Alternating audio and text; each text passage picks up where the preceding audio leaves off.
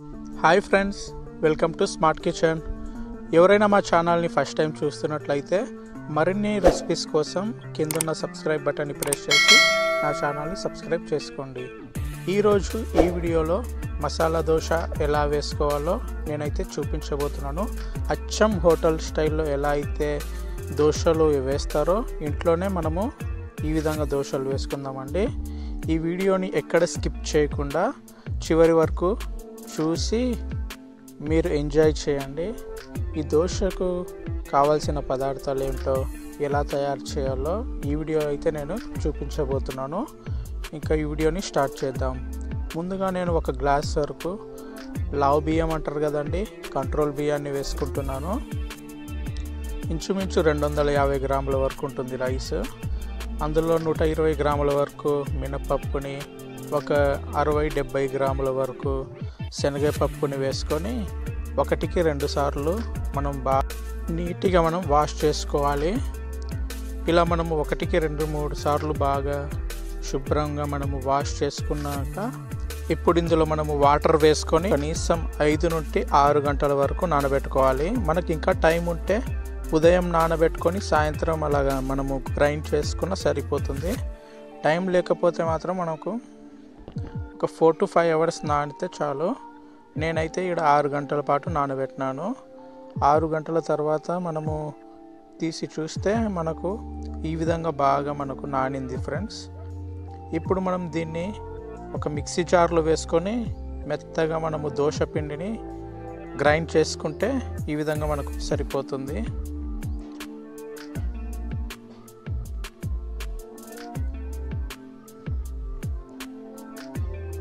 ఇప్పుడు ఇందులో వేసుకున్నాక ఇందులో మనం బొరుగులు అంటాం కదా ఫ్రెండ్స్, ఆ బొరుగులు అనేవి ఒక 1/2 కప్పు వరకు వేసుకుంటే దోశ అనేవి మనకు క్రిస్పీగా క్రంచీగా అనేటివి వస్తాయి.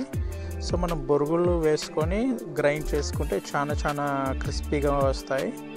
ఇప్పుడు గ్రైండ్ చేసుకున్న మిశ్రమాన్ని దోశ పిండిని మనము ఈ విధంగా ఒక లోతైన మనం ఒక బౌల్లోన ట్రాన్స్ఫర్ చేసుకోవాలి.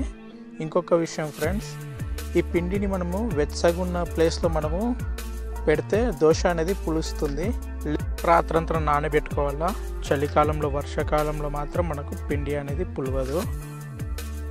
రాత్రంతా పిండి అనేది నానిన తర్వాత ఈ విధంగా వస్తుంది ఫ్రెండ్స్. చలికాలంలో మాత్రం పిండి అనేది పులవదు. మనం ఎక్కడైనా గోరంత వెచ్చగా ఉన్న ప్లేస్లో పెడితే మనకు పిండి అనేది బాగా మనకు పులిసిపోతుంది. ఇప్పుడు రుచికి తగినంత ఉప్పు వేసుకొని ఈ విధంగా కొంచెం వాటర్ వేసుకొని మనము దోశ పిండిని కలుపుకుందాం. మరీ గట్టిగా కాకుండా మరీ చిక్కగా కాకుండా ఇగో ఈ విధంగా వీడియోలో చూపిస్తున్నట్టుగా ఈ కన్సిస్టెన్సీలో మనకుంటే సరిపోతుందండి. ఈ కన్సిస్టెన్సీలో ఉంటే మనకు దోశలు అనేవి చాలా బాగా వస్తాయి. అంతేకాదు ఫ్రెండ్స్, ఈ ఒక్క దోశ పిండి ఉంటే మనము ఈ దోశ పిండితోనే మనము 4 రకాల టిఫిన్లు చేసుకోవచ్చు. ఇడ్లీ కానీ, మనం పునుగులు కానీ, ఉత్తప్ప కానీ ఈ ఒక్క దోశ పిండితో చేసుకోవచ్చు. ఇంకా వీడియో లేట్ చేయకుండా స్టార్ట్ చేద్దాం. ముందుగా స్టవ్ పైన మనము ప్యాన్ పెట్టుకోవాలి ఫ్రెండ్స్. ప్యాన్ అనేది బాగా వేడైన తర్వాత అందులో మనం ముందుగా గ్రైండ్ చేసుకున్న దోశ పిండిని వేసుకొని మనం ఈవెన్గా మనకు కావాల్సిన సైజులో మనము ఈ విధంగా మనం స్ప్రెడ్ చేసుకోవాలి దోశ పిండిని. దోశలు అనేవి మనము లో నుండి మీడియం ఫ్లేమ్లో కాల్చుకుంటే దోశలు అనేవి చాలా బాగా క్రిస్పీగా క్రంచీగా వస్తాయి. మనం హై ఫ్లేమ్లో కాకుండా లో ఫ్లేమ్లో మాత్రమే, ఫ్లేమ్ని లో చేసుకొని మనము దోశలు అనేవి మనం కాల్చుకుంటే చాలా బాగా వస్తాయి. ఇప్పుడు ఇందులో మనము ఆలు మసాలాని వేసుకోవాలి ఫ్రెండ్స్. ఈ ఆలు మసాలా ఎలా చేయాలో కింద నేను డిస్క్రిప్షన్లో నేను లింక్ ఇస్తాను, ఒకసారి ఆ వీడియోని చూడండి. ఆలు మసాలాని వేసుకొని ఆలు మసాలాని ఈ విధంగా మనము స్ప్రెడ్ చేసుకోవాలి. ఈ విధంగా మనం స్ప్రెడ్ చేసుకున్నాక మనం ఫ్లేమ్ అనేది మీడియంలో పెట్టుకోవాలి. ఇప్పుడు ఇందులో మనము ఆయిల్ వేసుకుంటూ దోశలు అనేవి కాల్చుకుంటే చాలా క్రిస్పీగా వస్తాయి. బయట మనకు హోటల్లో దొరికే దోశలు ఎలా అయితే ఉంటాయో సేమ్ అచ్చం అదే టేస్ట్తో మనకు ఈ దోశలు అనేవి ఇంట్లోనే మనము పర్ఫెక్ట్గా చేసుకోవచ్చు. ఈ విధంగా మనం ఫస్ట్ కార్నర్లో ఈ విధంగా మనము దోశలు అనేవి తీసుకోవాలి, లేకపోతే మనకి దోశలు విరిగిపోయే ఛాన్స్ ఉంటుంది. ఈ విధంగా మనం కార్నర్ని ఈ విధంగా తీసుకొని దోశ అనేది ఈ విధంగా మనము ఒక ప్లేట్లో ట్రాన్స్ఫర్ చేసుకోవాలి ఫ్రెండ్స్. చూస్తుంటేనే చాలా బాగుంది, కలర్ అనేది చాలా పర్ఫెక్ట్గా వచ్చింది. ఇప్పుడు మరొక దోశ వేసుకుందాం. దోశ పిండిని వేసుకొని ఈవెన్గా మనము పిండిని స్ప్రెడ్ చేసుకోవాలి ఫ్రెండ్స్.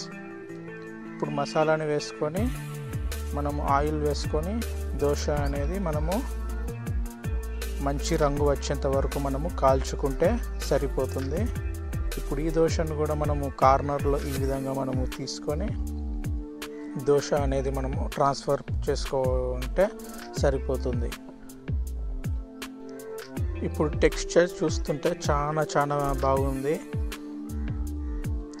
ఇప్పుడు ఈ దోశ అనేది మనము ప్లేట్లో ట్రాన్స్ఫర్ చేసుకొని సర్వ్ చేసుకుంటే సరిపోతుంది. చాలా బాగుంటాయి ఫ్రెండ్స్ దోశలు అనేవి వేడిగా ఉన్నప్పుడే మనం తింటే క్రంచిగా క్రిస్పీగా ఉంటాయి, చల్లారిన తర్వాత మెత్తగా అయిపోతాయి. ఇప్పుడు ఇందులో మనం ఆలు కర్రీతో కానీ పల్లీల చట్నీతో ఈ దోశను తీసుకుంటే చాలా బాగుంటుంది. పల్లీల చట్నీ ఎలా చేయాలో కింద నేను డిస్క్రిప్షన్లో లింక్ ఇచ్చాను ఫ్రెండ్స్, ఒకసారి చూడండి, చాలా బాగుంటుంది. ఈ దోశని మనం ఇలా ఆలు కర్రీలో కానీ పల్లీల చట్నీలో వేసుకొని ఈ విధంగా మనము తింటే చాలా బాగుంటుంది. ఇంట్లో ప్రతి ఒక్కరు ఇష్టపడే రెసిపీ ఫ్రెండ్స్, మీరు కూడా తప్పకుండా ట్రై చేయండి. మీకు ఎలా వచ్చిందో కింద కామెంట్లో తెలియజేయండి. ఈ వీడియో మీకు నచ్చినట్లయితే నా ఛానల్ని లైక్ చేయండి, షేర్ చేయండి. మరిన్ని లేటెస్ట్ ఫుడ్ రెసిపీస్ కోసం నా ఛానల్ని సబ్స్క్రైబ్ చేసుకోండి ఫ్రెండ్స్. కింద డిస్క్రిప్షన్లో ఫేస్బుక్ పేజ్ లింక్ ఇస్తాను ఫ్రెండ్స్, ఒకసారి చూడండి friends. Thank you friends, thank you for watching.